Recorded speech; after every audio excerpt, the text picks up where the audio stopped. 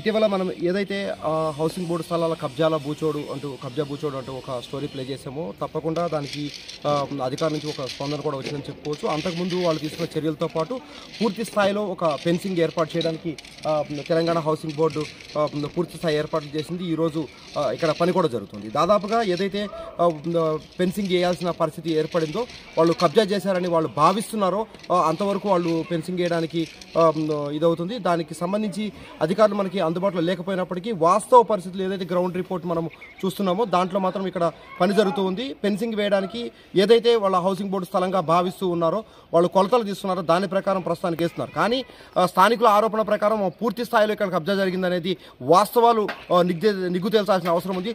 తప్పకుండా త్వరలో మీకు i99 న్యూస్ పూర్తి ఆధారాలతో నిగ్గు తేల్చే పరిస్థితి కూడా మీకు మేము చూపించడానికి సిద్ధంగా ఉన్నాం. నిజమైన దృశ్యాలు, నిజాయితీ గల వార్తలు అంటూ కొన్ని సంవత్సరాలుగా ప్రజల పక్షాన్ని నిలబడి ప్రజలకి, ప్రభుత్వానికి వారధిగా కానీ ప్రజలకు పక్షాన్ని నిలబడి ఏదైతే మేము చేస్తూ ఉన్నామో i99 న్యూస్ ఛానల్ నిజమైన దృశ్యాలు, నిజాయితీ గల వార్తలు అంటూ మేము ముందుకు తీసుకొస్తాం. హౌసింగ్ బోర్డు స్థలాలు కబ్జాలు చేయడం పరిపాటిగా మారిపోయింది. వందలాది కోట్ల రూపాయలు సంపాదిస్తూ ఉన్నారు కబ్జాల రూపంలో.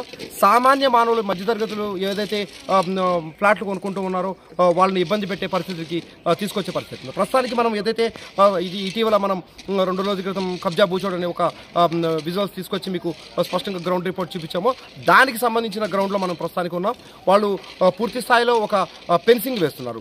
తాత్కాలికమైన ఫెన్సింగ్ వేసి తర్వాత దాన్ని ఏ విధంగా సంరక్షిస్తారు అనేది ఒకటి నిగ్గు తేల్చాల్సి ఉంది. దాంతోపాటు మరి పూర్తిగా ఇక్కడ కబ్జా జరిగిందా లేకపోతే ఎంత మేరకు జరిగింది అనేది కూడా తేలుతుంది. కొంతమంది స్థానికుల ముందు మీడియా ముందుకు వచ్చి మాట్లాడపోయినప్పటికీ పూర్తి స్థాయిలో ఇక్కడ కబ్జా జరిగింది అనేది ఒకటి వస్తే వాస్తవాలు వెలుగులోకి తీసుకురావాల్సిన ఆవశ్యకత అటు అధికారులపైన కూడా ఉంది. తప్పకుండా i99 న్యూస్లో కూడా కొన్ని పూర్తి స్థాయి ఆధారాలతో మీ ముందుకు తీసుకొచ్చే ప్రయత్నం చేయడానికి మేము తప్పకుండా మీ ముందుకు వస్తాం. దాదాపుగా ఇప్పుడు చూస్తున్నాం నా వెనక ఏదైతే హౌసింగ్ బోర్డుకు సంబంధించి కొన్ని ఖాళీలు ఇక్కడ పెట్టారు, వర్క్ నడుస్తూ ఉంది. ఎక్కడైతే కబ్జా జరిగిందని వాళ్ళు భావిస్తూ ఉన్నారో అంతవరకు వాళ్ళు ఫెన్సింగ్ వేసి దాన్ని కాపాడే ప్రయత్నం అయితే కొంత స్వల్పంగా మొదలైందని చెప్పుకోవచ్చు. తప్పకుండా ఇదే స్థితిలో అధికారులు కనుక పూర్తి స్థాయిలో చివరిదాకా పనిచేస్తారా లేదా లేకపోతే సహకరిస్తారా, కొన్నేళ్ల పాటు ఉండిపోయినటువంటి అధికారులు వీళ్ళకి ఎంత స్థాయిలో సహకరిస్తారనేది కూడా నిగ్గు తేల్చాల్సిన అవసరం ఉంది.